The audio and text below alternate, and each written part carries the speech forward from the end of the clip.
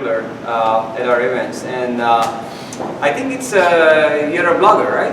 And yeah, it's on Foreign Startup on YouTube. Okay, so and you post these videos on YouTube. Foreign Startup. Foreign Startup. Okay, great. So good. And I always ask like if it's okay for you guys to record. If not, then it's fine. Okay, good. So if you send over the link, and all of you can look it up there.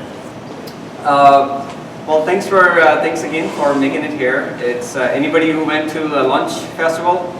Lunch? Yeah. Good. Anybody getting ready to go to the Game Developers Conference? There you go. Good, perfect. So there's a lot of stuff happening in Silicon Valley, and you got to make the right choices. You know what you want to go to, but don't diversify too much. You know, just focus. You know what's next with your background and area of interest, and but there's a lot of stuff happening here.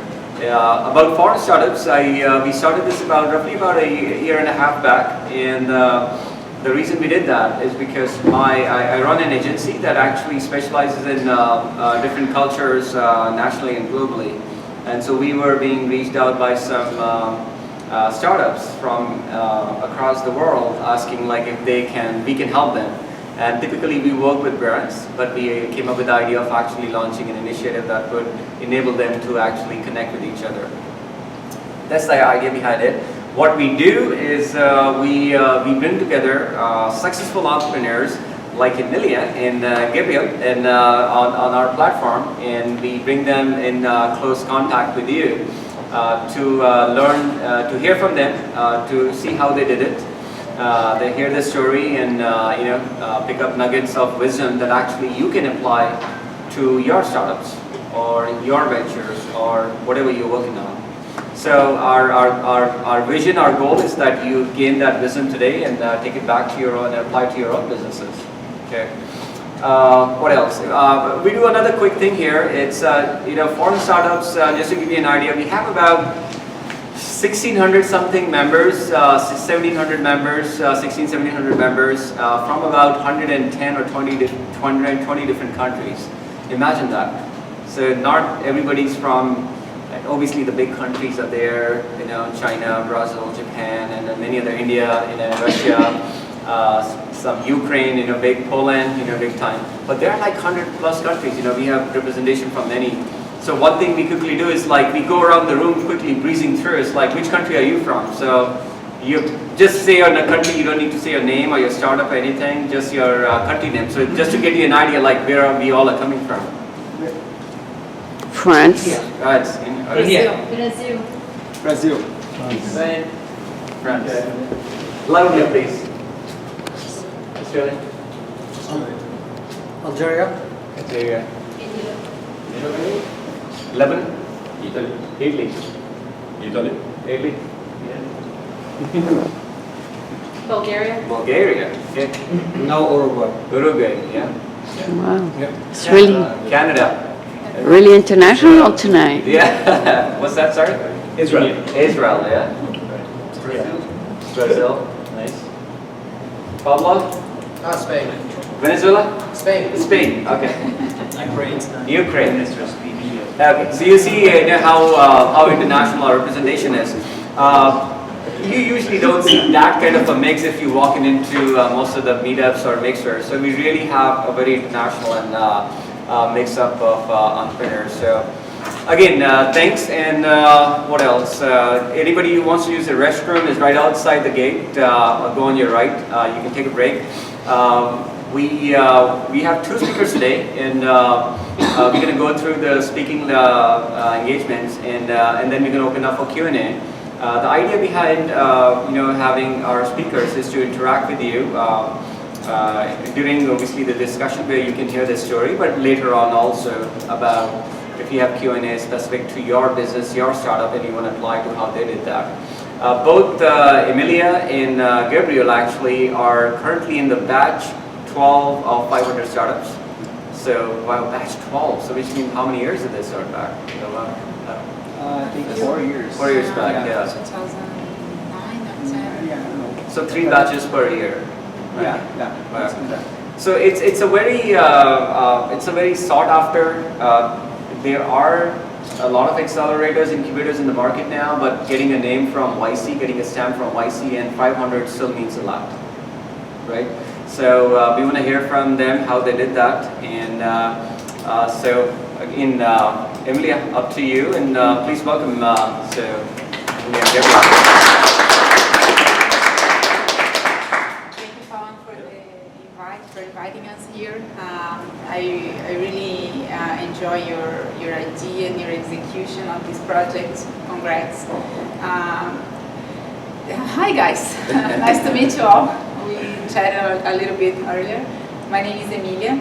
I'm co-founder and CEO of Contentools. Contentools is a software for content marketing.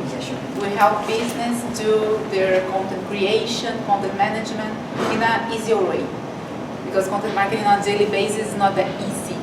They have a lot of tasks to create content, to create articles for their blogs, for the company's blogs, social media, ebooks. It can go through writers, editors, designers, the manager himself or herself, and a lot of people involved. So instead of emails coming and going, a lot of versions of content, and a lot of Google spreadsheets, they can use Contentools. It's easier that way. So I want to tell a little bit more about how we started, how this idea started. A couple years ago, it was 2012, I'm a journalist. I used to work on TV. I used to run a TV news broadcasting thing, like 10 p.m. every day. It was fun. It was actually a lot of fun, but it was very repetitive. And I thought, I'm not learning anything anymore. On the side, I used to work with content marketing. I used to be a writer for one of Brazilian's largest banks. And then I moved to another bank. I used to write about personal finance.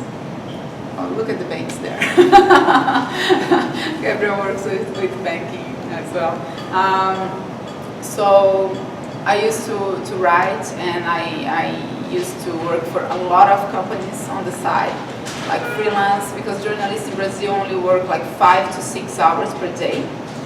And we have a lot of time to spare because we make so much money, we need more, right? But not. And once I left TV and started working as an exclusive writer for one of these banks, they asked me to do that. I started rejecting some invitations for companies to write content for them, and I had to pass these jobs to other people, like journalists, coworkers of mine, and friends of mine.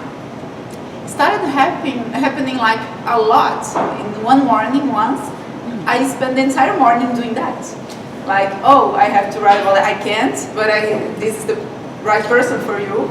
And another invitation came on, and I passed to another person and another person, and I did that like 5 times in the morning. I was like, okay, I didn't work this morning because of that. What's happening? And I have to tell also that back then, my husband, Elton, who's here as well, he's one of the founders of Contentools with me. He was opening these incubator, accelerator. They don't have a name for it, really. It was a really early stage for ideas to come off the paper to become maybe a company, maybe not, to test. So he was opening this initiative. It's called WAP, with other entrepreneurs with him. They had 4 ideas lined up. And I talked to him about this idea of mine. Do you think it can be online? Like, what am I doing with emails coming and going and people meeting companies to write? Journalists don't have any idea how to find these jobs. Companies don't have any idea where to find these writers. Is that idea, can it stick? And Nelton said, yeah, perhaps. We'll have to do a lot of validations. You'd have to research this and this and this and this and this. I've never heard of crowdsourcing or SaaS, software as a service. That was all new to me back then. And I was like, okay, as a reporter, I was out to search, to research and to learn about it. And I came up with a plan. This is the market. These companies are doing something similar, not quite as what I can do and what I think of doing. And I presented to his partners. And they loved the idea. They thought, oh, you can come along with us and be one of the entrepreneurs to try and validate that. We didn't have a name back then. We started testing with another name called Text Do. It's text and do, like it's awful. So we started testing a lot. And what we noticed is that companies needed, yes, content providers. Writers needed, yes, more jobs online to work with what they want to do best, and with less stress on like, pay me, I already did that, pay me. With us, they wouldn't have to do that with intermediated transaction. But starting to provide the service from day one, we had customers we started like, it's a B2B, it's, as Elton says, boring to boring. So if you're a business and you're selling to other businesses, you go out and you sell your products, you provide your product to learn. And then once we learned all the process of how to create content, how is it done, and Elton and I, we drew this entire workflow and started like cutting all the edges. Okay, now we can make this workflow, this crazy workflow, into a software and provide this software to companies to do all that we were doing already, but in an easy way, an easier way. So that's how we began with Contentools. It was only me. Elton was a mentor back then, and 4 months later I hired, because we had like a couple customers, a couple dozens of writers and editors on board. And I was by myself, still working on the bank on half the part-time, because I had to pay my bills. And I didn't take a single penny from the company yet. I would do that only 1 year later. And I hired our first intern. And it was really interesting to have another person's view of the project back then. It was already 2013, and his view really, he did all the workflow with me, and we already have a software, and he helped me review our sales pitch, because I'm a journalist. What do you know about sales, right? I was actually interviewing our customers, and once they are interested, I sell to them. Yeah, it improved a lot in 2 years. A lot of things improved. And this intern, his name is Pedro, he became a partner. I consider him a co-founder. He came along 6 months after, but he is a co-founder. And he runs our intern sales now. He has like 8 people in his team. And we have total 25 people in Brazil, and 4 to be 5 next week. We just hired another person today here in the US. So a lot of things happened since we started this idea that became Contentools. And what is interesting to me is that all the changes we did to the product, all the learning process that's still happening, went through what we learned from our customers. All the time, any change or product or new feature, everything came when we used to interview. As a journalist, I did that a lot, still do, interview our customers like all the time. Like how are they finding these products? What do they need? What are the troubles they have in their businesses? And we found that only providing content, like if I provided an article, a blog post for a company, I was giving them a problem. It's a problem for a medium-sized business if I only provide them content, because they don't have time to manage that afterwards. They need that to be published on their website. And if I do go and publish on their website, I have another problem. I have to measure that and see if people are coming, if it's going right, and then I have to get insights from this data. It's not only, right? Oh, 100 people saw that. So what? So right now, from learning all these tricks are to provide all the process to content marketing. All medium-sized businesses, marketing manager, or maybe the entrepreneur himself need to communicate with their audience, drive people to their website, drive more leads, generate more opportunities to their businesses, close more deals. So we have on board 300 customers so far. We are just opening our operations here in the US. Here we have 5 customers so far. It's just the beginning. Our projections is to have 1,600 customers by the end of this year. We're growing 20% month after month. And we have 1,200 writers on the other side. And one of the things that I really like in Contentools is that I've never thought of creating a company to myself. Like it was a dream of mine to be a journalist. It was never a dream of mine to become an entrepreneur, you know? It's something that, to me, when I met Elton and started dating, and he said he was an entrepreneur, I thought, okay, he's a little bit crazy, but but he's okay. But he's a cool guy. Besides that, and to me, it was always like that. Elton's the entrepreneur; he's the risk taker. I'm a journalist. I have my paychecks and I pay the bills. And taking this idea from scratch, from the paper, and turning these to delivering this product, this service to companies and to writers, it became a true passion for me. And to know that writers now at Contentools, a lot of great writers are only working with our platform. 20% of these 1,200 writers only work with Contentools because they want to. They could go to other platforms or to other, even to newspapers, or they are very talented people.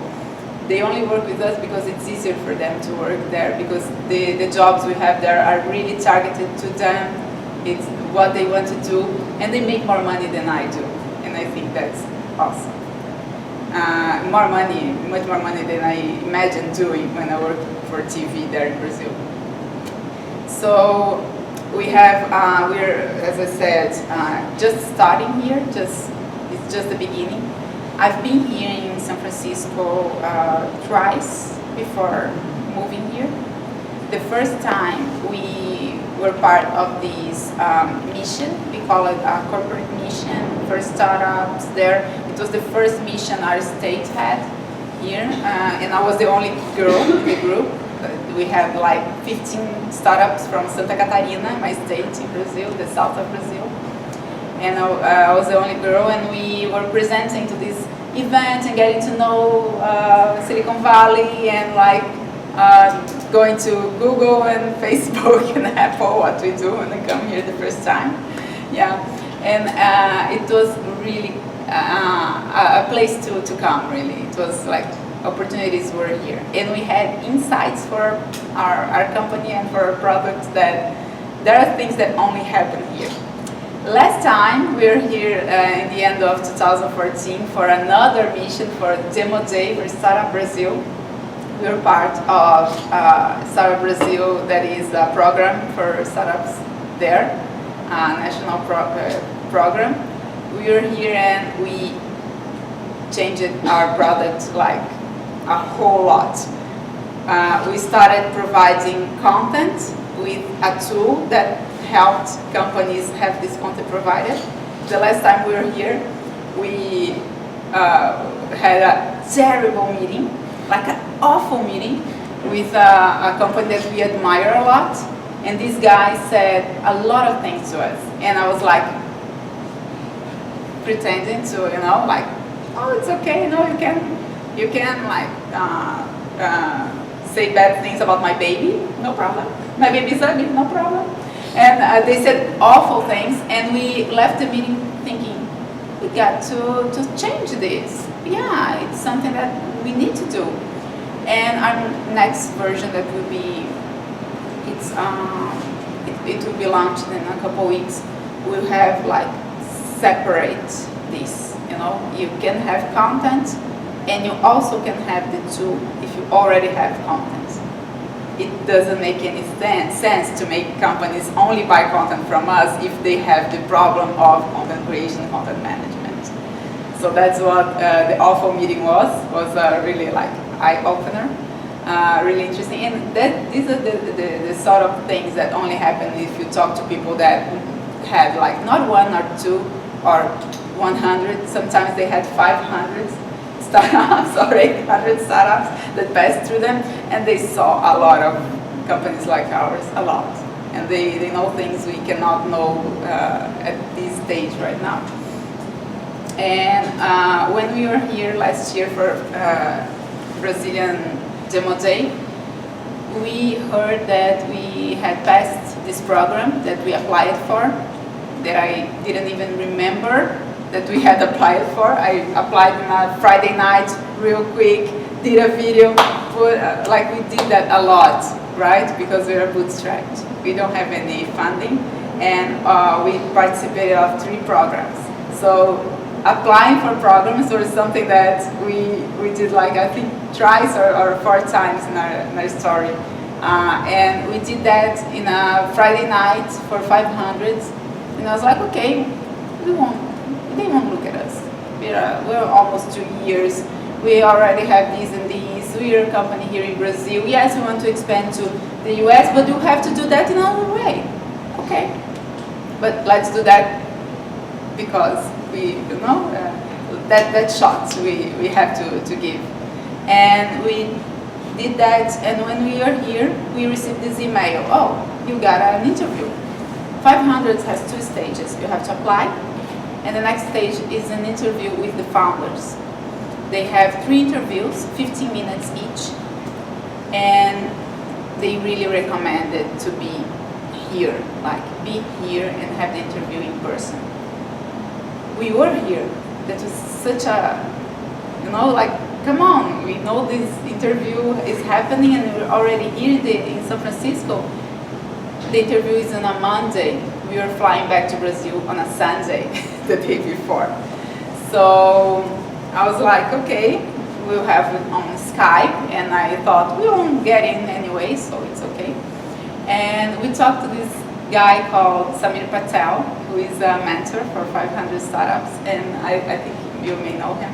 And Samir is a growth hacker, and he has a lot of great insights on growth hacking. We were talking about that earlier. And he said, no guys, you gotta stay. You gotta change your ticket and stay here. And I'm like, Samir, I'm a bootstrap company. It's 4,000 reais to change my ticket. Do you know what I can do with 4,000 reais? In Brazil, it's a lot. Yeah, it's like $1,000. So I can do a lot with 4,000 reais. And he said, no, that's growth. It's an investment for your company. Change the ticket. So we did that. We were here for the interview. We had a really awesome 15 minutes interview the first time. The second interview was a shitty 15 minutes. The third interview were 3 minutes. We were there for 3 minutes with Dave McClure. And we left thinking, either we are in or we're really out. Who has 3 minutes interviews? So we went back to Brazil, to our awesome team of 25 people that are really engaged, and forgot about that. 2 weeks after that, we got another email saying, yeah, you're in, you're going to 500 startups. It was the weekend of, I think, Christmas. Yeah, before Christmas. Yeah, the day before Christmas. So yeah, it was a really, really nice Christmas. Gifts. Yeah, gifts. But that was not the first time you applied for 500 startups. You had applied months before, right? Yes, I had applied 1 year before. Yeah. In 2014, we applied 2014, got in, and we applied 2013. But we had met Betty, which is a founder, Betty Young, who was there in Santa Catarina, preparing us for that mission I told you before, that mission that we came here for. She prepared us with our pitches and what to expect from Silicon Valley. And by the way, 500 has their applications on. And we did the application the first time. And it went to, nothing happened. So the second time we applied, I thought, oh, it will be the same. Did Betty find you, or you found Betty? No, she found us through this program, this mission we came here the year previous. It was from Sebrae, which is a government agency that helps. You must know them, yeah, of course. They are also together with Apex. And Sebrae was like bringing and helping startups from Santa Catarina to come here to Silicon Valley and to get to know the environment here and to present their companies here. Back then we had 30 clients. We didn't have any traction yet. We are testing still, and yeah, it was an idea mostly. What gets you, I think, the attention of incubators like 500s mostly is when you show traction, when you show that you can pull your business from the ground and up, and how fast you do it, even if they don't like your idea too much, if you show that you have that guts and you have that you found the ways, they will at least listen to you. I think that's You must be hustler, as they say. yeah, I must be a hustler, as they say. Yeah. That's how we came here. That's our story. One other thing that I'm really proud of, besides our writers database and our awesome customers and all nothing would have happened if I hadn't looked after the people I admired back then, like going to Elton and his partners. One of his partners is still a mentor for us. He's a great guy in Brazil. Like if you say B2B in Brazil, you will say his name. After that, bringing people on board that are really interested in growing something from scratch and have these values that I share, and we now we can put together these values now, like have meetups and develop workshops and things that we cannot do when you're just starting, and now we can it's a luxury to do that, and we do that with our team, and we put together the values we follow and we've always been following, which is defy your limits, togetherness, and enjoy the ride, things that we've been living through. And yeah, I think I'm really proud of the people that work with me, that work along with me, these other 25 entrepreneurs that are crazy enough to, like Val, like Elton, that are crazy enough to put this idea together and keep growing. I was talking to Marco from Viva Real, and he said something really interesting to me 5-10 minutes ago. Oh, I've been to Viva Real since the beginning, and I've been to 5 Viva Real, because the company has been in like 5 stages at least. I feel that now, like we have 2 years, we grew from a solo entrepreneur to 5 people, and then 10 people, and now we have 25 people in Brazil and growing operations here. It's always a startup. You always have things to figure out. You always have problems to solve, and challenges to face, and a lot of opportunities to grow, and a lot of things to do, a lot of people to help. So yeah. That's awesome. So, no, thank you. Thanks, Emelia. So, you know, besides the awesome entrepreneur that Emelia has proven herself to be, and besides the awesome company that she's building and she's letting build to the level right now, I have a lot of respect for Emelia because for more than that, and that being like being a female entrepreneur, it's not easy. There's a lot of talk about diversity in Silicon Valley right now. That's saying it's a white boys club. It's when it comes to Silicon Valley and technology, it's white and Asians. But they're working at it. They're working at opening it up to be more inclusive and bring in Hispanics and then bring in African Americans and bring in other diverse groups. But anyway, so so what's amazing is like it's being a female entrepreneur, from another culture, and then coming in and not being a developer. She's not a developer. She was a journalist. I love that part, like how you do not necessarily have to have that tech background that a lot of people sometimes think you need.